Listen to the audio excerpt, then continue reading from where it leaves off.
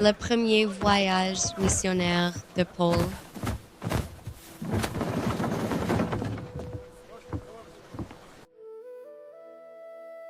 À Antioche, les croyants continuaient de croître en foi et en compréhension. Parmi eux se trouvaient Barnabé et Saül, qui ont consacré du temps à enseigner et à renforcer l'Église. Il y avait aussi des prophètes et des enseignants qui aidaient à guider les croyants alors qu'ils apprenaient à suivre le Seigneur de plus près.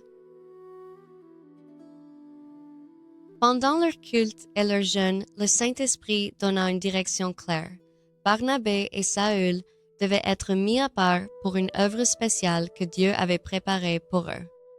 Après avoir prié pour eux, les croyants posèrent leurs mains sur Barnabé et Saül et les envoyèrent en voyage, accompagnés de Jean-Marc, pour les aider dans l'œuvre. Ils descendirent donc à Séleucie, le port près d'Antioche, puis ils naviguèrent vers l'île de Chypre. À leur arrivée à Salamine, à Chypre, ils commencèrent à proclamer la parole de Dieu dans les synagogues. Ils traversèrent l'île jusqu'à arriver à Paphos. Là, ils rencontrèrent un sorcier juif et faux prophète nommé Bar-Jesus, également connu sous le nom d'Elymas. Il était associé au gouverneur romain Serge Paulus, un homme intelligent qui voulait entendre le message de Dieu. Il invita donc Barnabé et Saül à lui parler. Mais Elymas le sorcier s'y opposa et tenta de détourner le gouverneur de la foi. Puis Saül, qui s'appelait aussi Paul, rempli du Saint-Esprit, regarda directement Elymas. Il parla fermement, exposant la tromperie et s'opposant aux faux enseignements qui trompaient les autres. Immédiatement, Elymas fut frappé par la cécité pendant un temps et il chercha quelqu'un pour le guider par la main. Quand le gouverneur vit ce qui s'était passé, il le crut, étonné par l'enseignement sur le Seigneur. Quelques mois plus tard, leur travail pour établir la voie à Chypre était achevé, si bien qu'en laissant d'autres comme anciens, Paul et ses compagnons partirent de Paphos pour Perga en Pamphylie. Et une fois arrivés, Jean-Marc les quitta et retourna à Jérusalem, tandis que Paul et Barnabé poursuivirent leur route vers Antioche en Pisidie. Le jour du sabbat, ils entraient dans la synagogue et s'asseyaient ensemble. Après la lecture de la loi et des prophètes, les dirigeants de la synagogue les invitèrent à prononcer des paroles d'encouragement au peuple. Paul se leva et s'adressa à l'assemblée.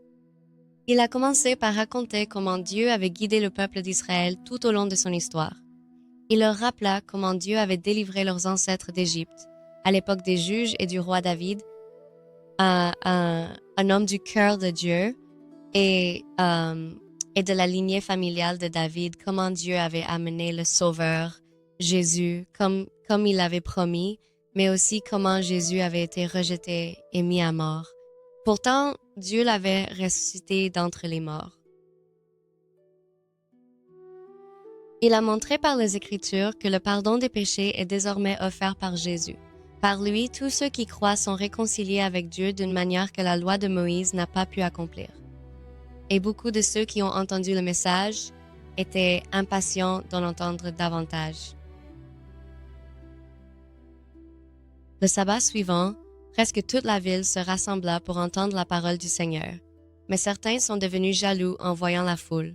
Ils commencèrent à s'opposer à Paul et Barnabas et s'opposèrent à leur message. Paul et Barnabas répondirent hardiment. Ils ont expliqué que le message avait d'abord été adressé au peuple israélien, mais comme beaucoup la rejetaient, ils se tournèrent désormais vers les gentils. Car Dieu avait ordonné que le message serait une lumière pour les nations, apportant le salut jusqu'aux confins de la terre. Lorsque les païens apprirent cela, ils furent heureux et honorèrent le message du Seigneur. Beaucoup y croyaient et la parole du Seigneur se répandit dans toute la région. Cependant, l'opposition est revenue à la voir. Certains dirigeants influents attisèrent la persécution contre Paul et Barnabé et les forcèrent à quitter la région. Ils secouèrent donc la poussière de leurs pieds en témoignage et poursuivirent leur voyage. Ils se rendirent à Iconium, où ils prirent de nouveau la parole dans la synagogue. Beaucoup de Juifs et de Gentils y croyaient, mais l'opposition s'y est également développée. Certaines personnes ont tenté de les maltraiter et ont même prévu de les lapider.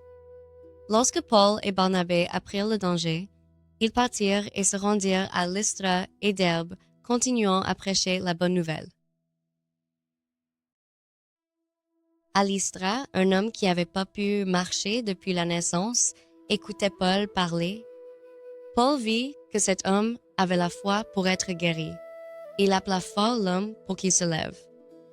Immédiatement, l'homme se leva d'un bond et commença à marcher, et les gens qui le connaissaient furent émerveillés par la scène. Ne comprenant pas la véritable source du miracle, ils croyaient que les dieux étaient descendus à eux sous forme humaine. Ils appelaient Barnabas Zeus et Paul Hermès. Le prêtre de Zeus apporta même des animaux et des guirlandes dans l'intention de leur offrir des sacrifices.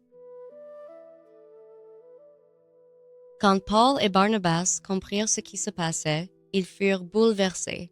Ils arrachèrent rapidement leurs capes et se précipitèrent dans la foule, les pressant d'arrêter.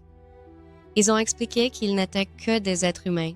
Ils exhortaient le peuple à se détourner des faux dieux vers le Dieu vivant qui avait créé le ciel, la terre et la mer. Mais même alors, il était difficile d'empêcher la foule de leur offrir des sacrifices. Peu après, l'opposition arriva d'Antioche et d'Iconée. Certains persuadèrent la foule de se retourner contre Paul.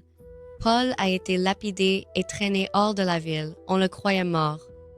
Mais les croyants se rassemblèrent autour de lui et il se leva et retourna en ville. Le lendemain, Paul et Barnabas partirent pour Derbe. Ils y prêchèrent la bonne nouvelle et beaucoup devinrent disciples. Après cela, ils reprirent leur chemin. Ils retournèrent à Lystra, Iconium et Antioche. Ils ont renforcé les croyants et les ont encouragés à rester fidèles à la foi. Ils leur rappelaient que suivre le royaume de Dieu impliquerait des difficultés, mais que Dieu les soutiendrait. Ils nommèrent des anciens dans chaque église et les confièrent au Seigneur par la prière et le jeûne. Paul et Barnabé revinrent ensuite à travers la Pisidie jusqu'à la Pamphylie. Ils prêchèrent à Perga et descendirent en Attalia. De là, ils reprirent la mer pour Antioche, où leur voyage avait commencé. À leur arrivée, ils rassemblèrent l'Église et rapportèrent tout ce que Dieu avait fait. Ils expliquèrent comment Dieu avait ouvert la porte de la foi aux païens. Ils y sont restés un certain temps avec les croyants. Le message de Jésus se répandait désormais régulièrement dans le monde romain. Ce qui avait commencé à Jérusalem continuait de s'étendre vers l'extérieur. Le but de Dieu se déployait, apportant l'espoir au peuple de nombreuses nations. Mais comme nous le savons aujourd'hui, des siècles plus tard, le voyage ne fait que commencer. Le premier voyage de Paul dans le fil d'or.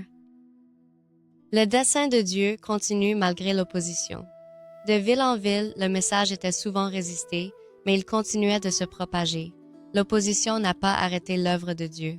Même les difficultés sont devenues une partie intégrante de la manière dont la bonne nouvelle avançait.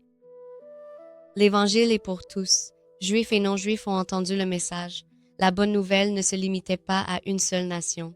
Le plan de Dieu a toujours été d'apporter l'espoir à des personnes de tous horizons. La force vient de la fidélité. Paul et Barnabé encourageaient les croyants à rester fidèles à la foi, leur rappelant que les difficultés viendront. La foi se renforce lorsqu'elle est mise à l'épreuve et fermement tenue. Dieu agit à travers les gens ordinaires. Les premiers croyants n'étaient pas des leaders ou des dirigeants puissants.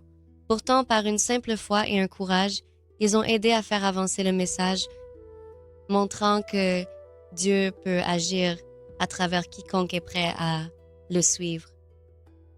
L'histoire est encore en cours. Ce qui a commencé à Jérusalem n'était que le commencement. Le message de Jésus a continué de se répandre à travers le monde romain et il continue d'atteindre les cœurs aujourd'hui. Le dessein de Dieu est toujours en train de accomplir. Si vous avez trouvé cette vidéo intéressante et souhaitez en explorer davantage, nous avons plusieurs options pour vous. L'une d'elles est notre cours gratuit, multilingue et basé sur la Bible, un cours vidéo gratuit de 30 leçons couvrant tous les aspects de la Bible et de la vie quotidienne. Un autre est La Bible par des histoires, une série de plus de 50 vidéos qui vous emmène dans un voyage de la création à l'Église primitive. Et si vous avez des questions sur les Écritures, il existe un système de chat multilingue sur le site où vous pouvez poser toutes les questions sur les questions scripturaires. Pour accéder à l'un d'eux, il vous suffit de visiter le site web listé ci-dessous. Si nous n'avons pas encore de vidéos ou de cours dans votre langue, veuillez nous envoyer un email à l'adresse indiquée, indiquant ce qui vous intéresse et votre langue, et nous ferons de notre mieux pour les créer pour vous.